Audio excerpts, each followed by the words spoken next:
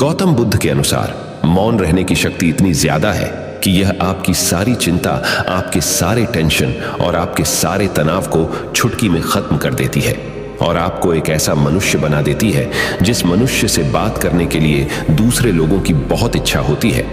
एक बार गौतम बुद्ध अपने आश्रम में अपने सभी शिष्यों को शिक्षा दे रहे थे कि दुनिया की सबसे तेज छुरी हमारी जबान है और दुनिया के सबसे खतरनाक हथियार हमारे शब्द है, जो बिना किसी का खून बहाए लोगों को अंदर ही अंदर मार सकते हैं। हमारे शब्द हमारी ताकत हो सकते हैं उसी के साथ, लेकिन यह हमारी सबसे बड़ी कमजोरी भी हो सकते हैं अगर हमें नहीं पता कि कब, कहां और क्या और कितना बोलना है। यदि हम सही समय पर सही इरादे के साथ सही शब्दों का प्रयोग करते हैं तो यह हमें एक सफल व्यक्ति बनाता है। लेकिन अगर हम सही समय पर सही इरादे से सही शब्दों का इस्तेमाल नहीं करते तो यह हमारे जीवन को नर्क से बदतर बना सकता है। तो दोस्तों, आज की स्टोरी के माध्यम से मैं आपको बताने वाला हूं कि चुप रहकर कैसे हम अपने जीवन को बदल सकते हैं। आपको चुप रहने की शक्ति का एहसास इस वीडियो में होने वाला है। वीडियो शुरू करने से पहले कमेंट बॉक्स में नमो बुद्धाय लिखकर वीडियो को लाइक जरूर करें। तो चलिए शुरू करते हैं। इस कहानी को जापान में एक बहुत ही प्रसिद्ध बौद्ध भिक्षु रहा करते थे। उनका नाम रिसाई था। रिसाई अकेले रहते थे।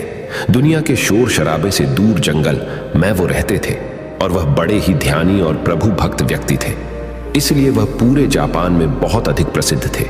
एक दिन एक राजकुमार रिसाई के पास आया और बोला, हे प्रिय भिक्षु, मैं हमेशा थका हुआ, निराश और परेशान महसूस करता हूँ। मेरा मन बहुत अशांत रहता है। हालांकि मेरे पास सब कुछ है, दौलत, शोहरत, सुख सुविधाएं जो हर व्यक्ति चाहता है या पाने की इच्छा करता है, लेकिन फिर भी मेरे अंदर इतनी अशांति और चिंता क्यों है?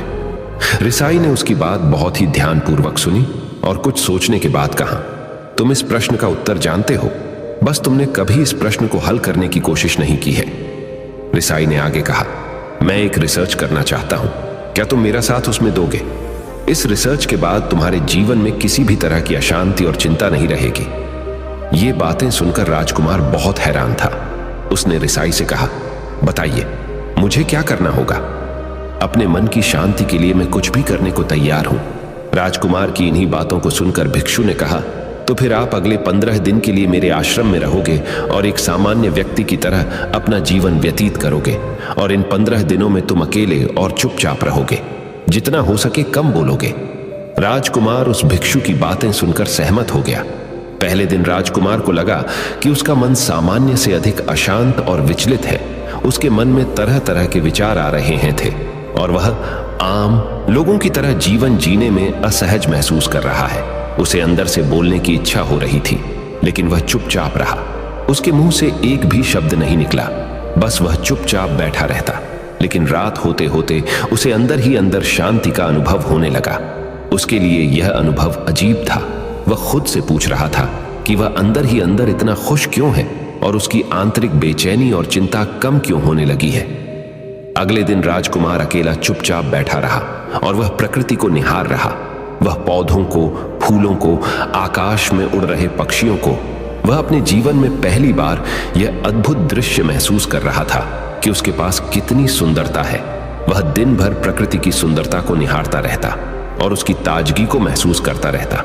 इसी तरह से 10 दिन बीत गए और उसके मन की सारी बेचैनी, सारी हलचल, सारी उथल पुथल और सारा तनाव गायब हो गया।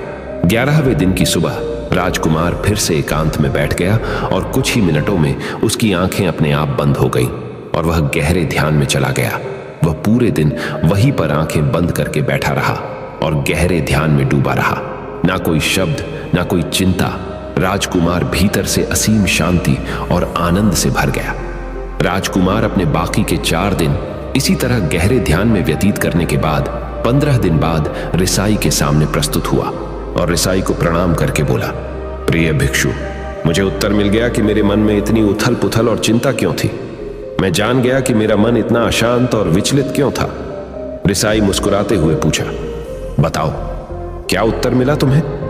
राजकुमार ने कहा, मैं आवश्यकता से अधिक बातें करता था।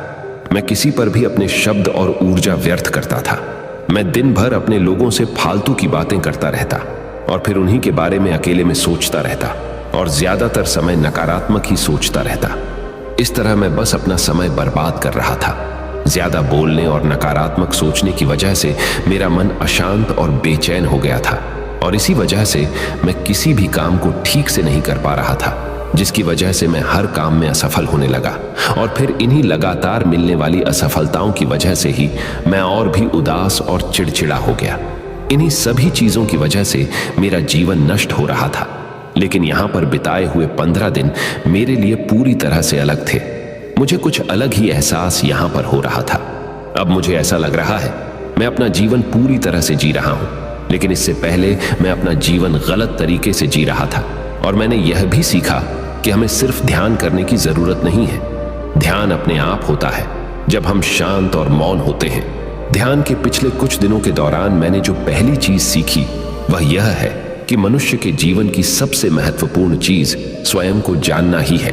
यह सुनकर रिसाई ने कहा, सिर्फ तुम ही नहीं, दुनिया में ज्यादातर लोग जरूरत से ज्यादा बोलते हैं। आज भी लोग ज्यादातर समय केवल एक दूसरे को नीचा दिखाने के लिए ही बोलते हैं। कुछ लोग ना चाहते हुए भी बातें करते हैं और अपना जीवन बर्बाद कर लेते हैं। रिसाई ने राजकुमार को चुप रहने का महत्व समझाते हुए कहा। एक बार गौतम बुद्ध से उनके शिष्यों ने पूछा, प्रिय बुद्ध, आप ज्यादातर समय चुप क्यों रहते हैं? बुद्ध ने कहा, क्योंकि चुप रहने से व्यक्ति अंदर से अनंत शांति की गहराइयों में होता है। मौन अपने भीतर उतरने की पहली सीढ़ी है। मौन के बिना स्वयं को जानना असंभव है। स्वयं को जानने और समझने का पहला नियम है कि मौन हो जाओ। उतना ही बोलो जितना अत्यंत आवश्यक हो। बेफिजूल की बातें करना छोड़ दो। तुम अचानक पाओगे कि 90% से भी ज्यादातर लोग व्यर्थ ही ज्यादा बोलकर अपना समय बर्बाद कर रहे हैं। ना बोलने का कोई भी नुकसान नहीं है, लेकिन यदि आप ज्यादा बोलते हैं तो आप अत्यधिक गलती कर देते हैं। अगर व्यक्ति कम बोलना शुरू कर दे तो दुनिया की 90% मुसीबतें कम हो जाएगी, झगड़े फसाद कम हो जाएंगे, उपद्रव कम हो जाएंगे। अगर लोग थोड़ा चुप रहना सीख लिए, संसार की बहुत सारी समस्याएं हैं, बहुत सारा उपद्रव सिर्फ बोलने से पैदा होते हैं। सारी बात मौन सीखने की है। जब तुम नहीं बोलते तब तुम एकांत में अकेले हो गए। भरे बाजार में भीड़ में खड़े हो नहीं बोलते। हिमालय के शिखर में पहुंच गए। जिसने मौन की कला जान ली वो भीड़ में भी अकेले होने की कला जान लेता है। एकांत में तो आदमी स्वर्ग में है। दूसरे की उपस्थिति ही बेचैनी पैदा करती है। पहले तुम्हें चुप रहने की शक्ति को धारण करना होगा। इससे तुम अधिकतर ऊर्जा को बचा लोगे और फिर इस स्थिति में पहुंच जाओगे कि तुम कम बोलने लगोगे। अगर तुम किसी के यहां पर जा रहे हो और परेशान हो जाओ तो ऐसे में उचित है कि आंखें बंद कर लो और अपने में खो जाओ। वहां से आपको ताजगी महसूस होगी, क्योंकि तुम्हारे अंदर ही जीवन का वो स्रोत छिपा हुआ है। वह किसी दूसरे में नहीं है। इसके बाद राजकुमार उस रिसाई से पूछते हैं, आखिर कौन हमें अपने अंदर तक लेकर जाएगा? ये बातें सुनकर रिसाई बुद्ध कहते हैं, तुम्हें स्वयं ही अपने अंदर उतरना होगा और वहीं से परम राज्य जीवन का आनंद ले पाओगे। आनंद का यहीं से जन्म हुआ है। यहीं से तुम मौत में डूब जाओगे। यही तुम्हारा सूरज उदय होगा और यहीं से अस्त होगा। इसी प्रकार तुम बार बार इबकी लगाओ। जब भी तुम इबकी लगाकर लौटोगे वहां से तुम पाओगे फिर ताजगी भरी जीवन की नई संपदा मिलेगी। इस नई शक्ति के जन्म होने से तुम्हारी थकान गई, उदासी गई, चिंता गई। जैसे कोई स्नान करके लौटता है तो शरीर शीतल हो जाता है, शांत हो जाता है। ऐसे ही जब कोई भीतर से साफ होकर वापस आता है, मौन में स्नान करके लौटता है, तो समस्त अस्तित्व, समस्त व्यक्तित्व शांत और मौन हो जाता है, आनंदित हो जाता है। जब तुम आंतरिक मौन की उस पराकाष्ठा पर पहुंच जाओगे तब तुम पाओगे कि बोलने से भी तुम्हारा मौन खंडित नहीं होता, वो बना ही रहता है। उसकी एक अंतर्धारा लगातार तुम्हारे भीतर बहती रहती है। तुम बोलते तो हो, तुम शब्द का उपयोग भी करते हो, लेकिन वो तुम्हारे मौन को खंडित नहीं कर पाती। एक बार गहरे मौन में स्थिर हो जाओ, फिर तुम्हारी वाणी में भी मिठास आ जाएगी। तुम्हारा बोलना संगीत पूर्ण होगा, तुम्हारा बोलना सत्य होगा। तुम बोलोगे तो दूसरों पर भी शीतलता छा जाएगी।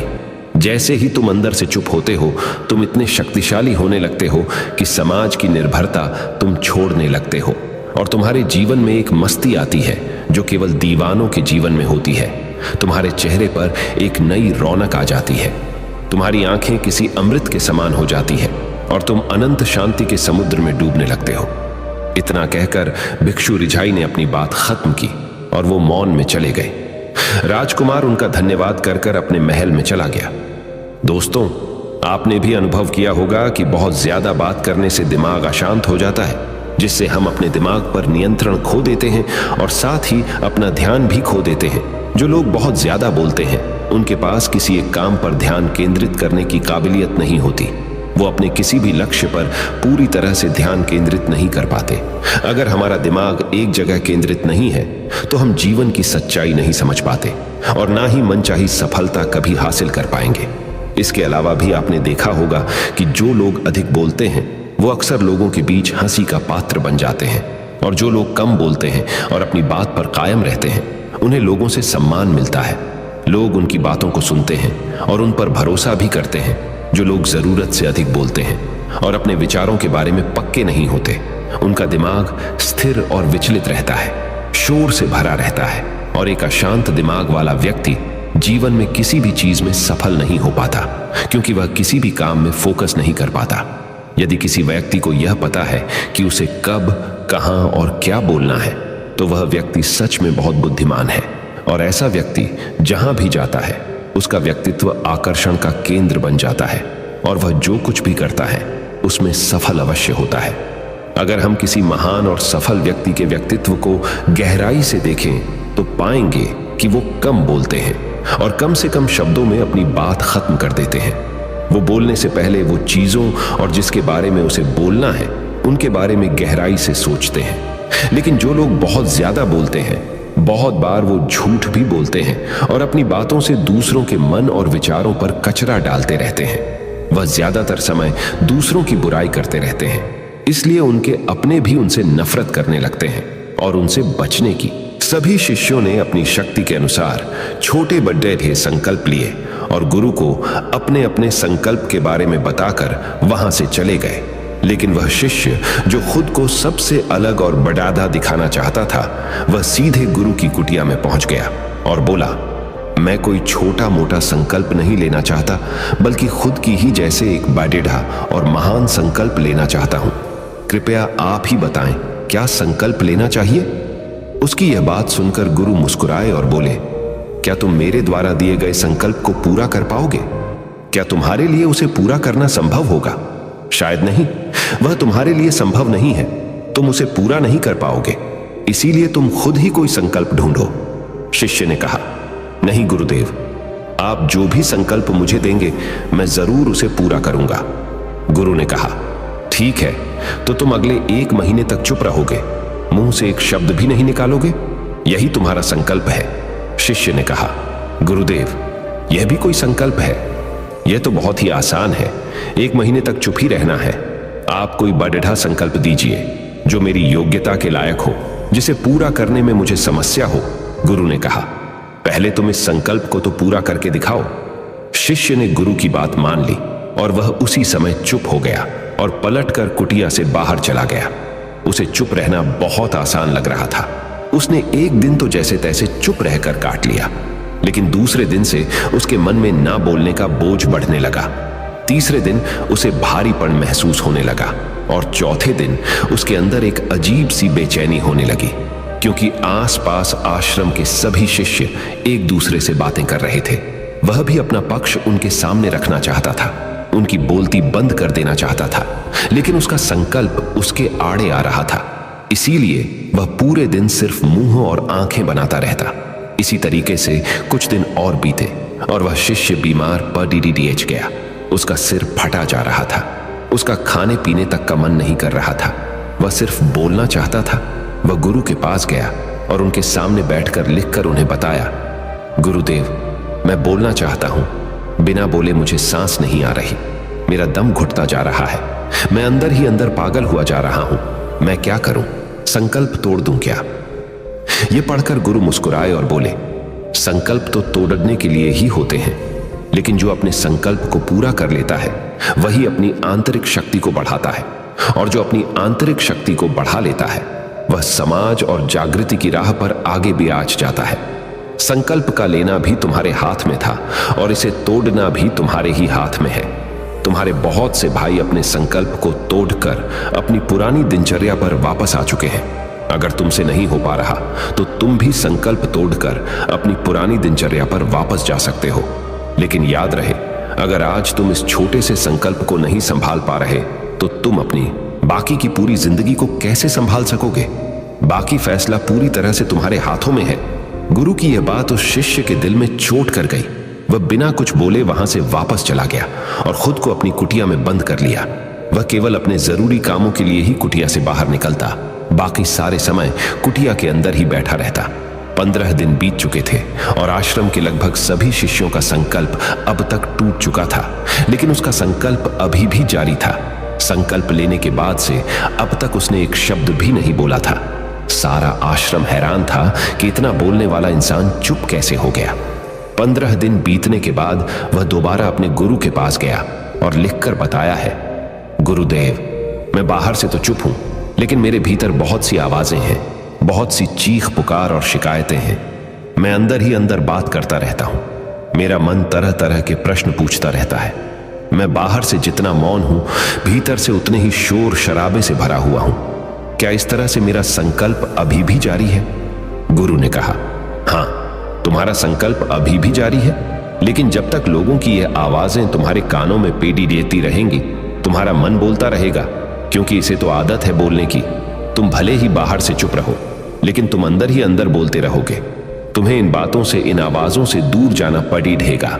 शिष्य गुरु को प्रणाम कर वहां से चला जाता है और सुबह होते ही अपनी कुटिया छोड़कर जंगल की तरफ चला जाता है। कई दिन बीत जाते हैं, संकल्प का समय भी पूरा हो जाता है, लेकिन शिष्य लौट कर नहीं आया। आश्रम में सभी को डर था कि कहीं जंगली जानवर ने उसे खा ना लिया हो। इस बीच उसे ढूंढने की बहुत कोशिश की गई, लेकिन वह कहीं नहीं मिला। सभी गुरु भाइयों ने मान लिया था कि जंगली जानवरों ने उसे अपना शिकार बना लिया है, लेकिन गुरु को ऐसा नहीं लगता था। एक दिन आश्रम का एक अन्य शिष्य गुरु के पास आया और बोला, गुरुदेव, हमारे उस अधिक बोलने वाले भाई के साथ क्या हुआ होगा? क्या जानवर ने उसे मार दिया होगा? गुरु ने कहा, हो सकता है कि जानवरों ने उसे अपना शिकार बना लिया हो, लेकिन उसके न लौटने की एक दूसरी वजह भी हो सकती है। शायद उसे वह मिल गया है जिसके लिए वह गया था। फिर शिष्य ने पूछा, गुरुदेव, क्या ज्यादा बोलना इतना हानिकारक होता है? गुरु ने कहा, इंसान के जीवन के बहुत सारे दुखों में से एक दुख यह भी है कि वह कभी चुप नहीं रह सकता, हमेशा कुछ ना कुछ बोलता ही रहता है। सिर्फ हमारे बोलने के कारण हमारे आधे से ज्यादा दुख पैदा होते हैं। परिवार के अधिकतर झगड़ों की वजह हमारा बेमतलब बोलना ही होता है। हम में से कोई भी चुप नहीं रहना चाहता। हम बस सामने वाले को सुना देना चाहते हैं। जो भी हमारे मन में है सब निकालकर उसके मन में बैठा देना चाहते हैं। उसे समझा देना चाहते हैं कि देख, तू गलत है और मैं सही। और इस तरीके से सब एक दूसरे की सडड ही गली बातों को ग्रहण कर रहे हैं। इस तरीके से सुनने और सुनाने का यह काम जिंदगी भर चलता रहता है। लेकिन इस नासमझी में हम अपना समय, अपना जीवन, अपनी समझ और सबसे महत्वपूर्ण व कीमती पल जो जिए जा सकते हैं, जिनको अनुभव किया जा सकता है, जिनमें आनंद को प्राप्त किया जा सकता है, यह सब खो देते हैं। लेकिन इसके बदले हमें मिलता क्या है? कुछ नहीं, सब व्यर्थ और बर्बाद हो जाता है। इस पागलपन में हमने क्या खो दिया, इसका एहसास केवल कुछ ही लोगों को हो पाता है। बाकी लोग जैसे उन्हें अपने आने का पता नहीं, वैसे ही उन्हें अपने जाने का भी पता नहीं चल पाता। शिष्य ने कहा, तो फिर इसका समाधान क्या है? गुरु ने कहा, पूरी जागरूकता के साथ अपने विचारों को देखना यही एकमात्र तरीका है। सारी मानसिक समस्याओं का वर्तमान में रहकर चिंतन करना, पूरी जागरूकता के साथ अपना काम करना जिंदगी में चमत्कारिक बदलाव ला देता है। उसके बाद वह शिष्य गुरु से अपने प्रश्नों का उत्तर पाकर उनको प्रणाम करके वहां से चला गया।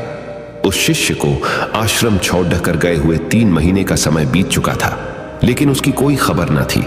अब तक तो सभी गुरु भाइयों ने भी उसके वापस लौटने की उम्मीद छोड़ दी थी। लेकिन एक दिन वह आश्रम लौट आता है। उसे देखकर सभी के आश्चर्य और खुशी का ठिकाना न रहा। लेकिन अब वह नहीं था जो यहां से गया था, वह कुछ और ही बनकर वापस आया था। उसके अंदर एक गजब का बदलाव महसूस किया जा सकता था। उसके चेहरे पर एक गजब का ठहराव और आंखों में बनी शांति थी। आश्रम में आते ही सभी गुरु भाइयों ने उसे चारों तरफ से घेर लिया और बातें करने लग गए। वह भी अपने गुरु भाइयों से बातें करने लगा। उससे बात करने वाले सभी ने यह अनुभव किया कि अब वह पहले जैसा उतावला और बातूनी नहीं रह गया था। उसके मुंह से एक एक शब्द बहुत ही सुलझे हुए और मधुरता के साथ निकल रहे थे। थोड़ी देर तक गुरु भाइयों से बात करने के बाद वह सीधा गुरु की तरफ चला गया। उसने गुरु के चरण छुए और कहा, गुरुदेव, क्या मैं अब भी मौन हूं? क्या अब भी मेरा संकल्प जारी है? गुरु ने कुछ देर तक शिष्य की आंखों में बड़े ध्यान से देखा और कहा, हां, तुम अब भी मौन हो। तुम्हारे मुंह से एक भी शब्द निकल नहीं रहा और तुम्हारा संकल्प अभी भी जारी है। शिष्य ने कहा, गुरुदेव, जब मैं आश्रम से गया तो मैं मुंह से तो चुप था, लेकिन मेरे अंदर बहुत सी आवाजें थीं, मन में बहुत से प्रश्न थे और वह बंद नहीं हो रहे थे। तो मैं जंगल में चला गया, इस उम्मीद से कि वहां मुझे शांति मिलेगी और मेरे मन की बकबक कम हो जाएगी। लेकिन मैं जितना एकांत में जाता गया, मेरे अंदर की आवाज उतनी ही तेज होती गई। मेरे भीतर की पुरानी से पुरानी आवाज मुझे सुनाई देने लगी। तब जाकर मैंने महसूस किया कि मैं कितना गलत कर रहा था। जब मैं अपने परिवार वालों, दोस्तों को और गुरु भाइयों को बुरा भला कहता था, तो उस समय मुझे लगता था कि मैं सही कह रहा हूं। जब मैं गुरु भाइयों की एक दूसरे से चुगली करता था और उनका मजाक बनाता, तब भी मुझे यही लगता था कि मैं उनसे बेहतर हूं और मैं सही कर रहा हूं। लेकिन उस दिन मैंने पहली बार महसूस किया कि मैं कितना गलत बोलता था। काफी दिनों तक ये आवाजें, ये शिकायतें मेरे अंदर चलती रही, लेकिन धीरे धीरे करके एक दिन ये सारी आवाजें मेरे अंदर से समाप्त हो गई। अब मैं भीतर से भी मौन हो गया। उस घने जंगल में बाहर से कोई बोलने वाला था नहीं और भीतर कोई आवाज बची ही नहीं थी। और मैं उस दिन पहली बार मौन का सही अर्थ समझा। मेरे चारों तरफ बहुत शांति थी। हालांकि अभी भी कुछ आवाजें आ रही थी जो पहले भी आती थी, लेकिन मैं उन्हें सुन नहीं पाता था। पर अब वह सभी आवाजें मुझे स्पष्ट रूप से सुनाई दे रही थीं। हवा के चलने की आवाज, चिड़ियों के चहकने की आवाज और पानी के बहने की आवाज, ये सभी आवाजें मैंने पहली बार पूरे होशपूर्वक सुनी। अपने चारों तरफ इतनी शांति मैंने पहले कभी महसूस नहीं की थी। तो इस शांति को भंग करने के लिए मैंने पहली बार अपने मुंह से कोई शब्द निकाला। मैं चिल्लाया, हे ईश्वर, ये कैसी शांति है? सभी कुछ इतना शांत क्यों है? ऐसा क्या हो गया? लेकिन मेरे चिल्लाने के बाद भी शांति भंग नहीं हुई। सब कुछ पहले जितना ही शांत था, बाहर भी और भीतर भी। हे गुरुदेव, मैंने अपने गुरु भाइयों से बात की, मैंने आपसे बात की। मैं बोल रहा हूं, मैं चल रहा हूं, मैं सब कुछ देख रहा हूं, लेकिन मैं अपने भीतर एकदम एकांत में हूं, मौन में हूं। भीड़ डैच में होता हूं, तब भी भीतर से अकेला एकांत में होता हूं। जब मैं खुद में भी शोर करना चाहता हूं, तब भी एकांत में ही होता हूं। अब सब दिखाई पड़ी डाहने लगा है, सब सुनाई पड़ी डाहने लगा है।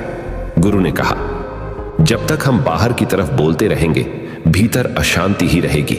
लेकिन जिस दिन हम भीतर की तरफ मुद्दा जाएंगे, तब हमारे मुंह से कुछ भी निकलेगा, हम शांत ही रहेंगे। दुनिया में जितनी भी बुराइयां हैं, ज्यादातर हमारे बोलने से ही उत्पन्न होती है, क्योंकि हम चुप रहना नहीं चाहते।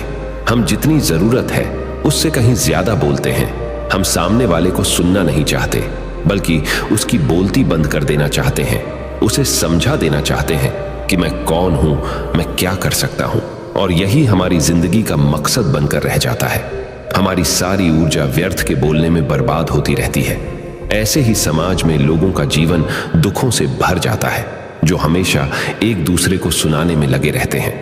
कभी एक दूसरे को सुनना नहीं चाहते, समझना नहीं चाहते, और चुप रहना तो उन्होंने कभी सीखा ही नहीं, क्योंकि चुप रहना उन्हें छोटा महसूस करवाता है। दुनिया की सभी लड़ाइयों का कारण हमारा बोलना ही है। इसलिए हमें सिर्फ उतना ही बोलना चाहिए जितना जरूरी हो, क्योंकि व्यर्थ का बोलना ऊर्जा को नष्ट करना है। और यह बोलना ही हमें कभी अपने भीतर की ओर लौटने नहीं देता, क्योंकि यह हमें बाहर की ओर खींच कर रखता है। और बाहर है ही क्या इस संसार के अलावा। लेकिन अगर अपने भीतर के संसार की ओर मोड़ना है, तो इस मुंह को बंद ही रखना चाहिए।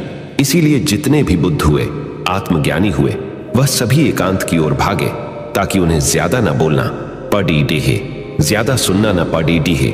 वह एकांत में रहे और शांत रहे, इसीलिए आसानी से भीतर की यात्रा कर पाए। लेकिन अगर कोई चाहे तो इस संसार में रहकर भी एकांत में रह सकता है, शांत रह सकता है। लेकिन इसके लिए उन्हें अपनी ऊर्जा बचानी होगी, जिसे वह अब तक अपने व्यर्थ के शब्दों में बर्बाद कर रहे थे। दोस्तों, इस कहानी की सीख यही है कि व्यर्थ का बोलना ऊर्जा को नष्ट करना है। ज्यादा और व्यर्थ बोलना ही हमें अपने भीतर की ओर लौटने नहीं देता, क्योंकि यह हमें बाहर की ओर झुकाए रखता है। और जिन्हें भीतर की यात्रा करनी है उन्हें अपने मुंह को बंद ही रखना चाहिए। मुझे उम्मीद है कि आपको यह कहानी पसंद आई होगी और काफी कुछ सीखने को मिला होगा। कहानी के बारे में अपने विचार आप हमें नीचे कमेंट बॉक्स में कमेंट करके बता सकते हैं। नमो बुद्धाय।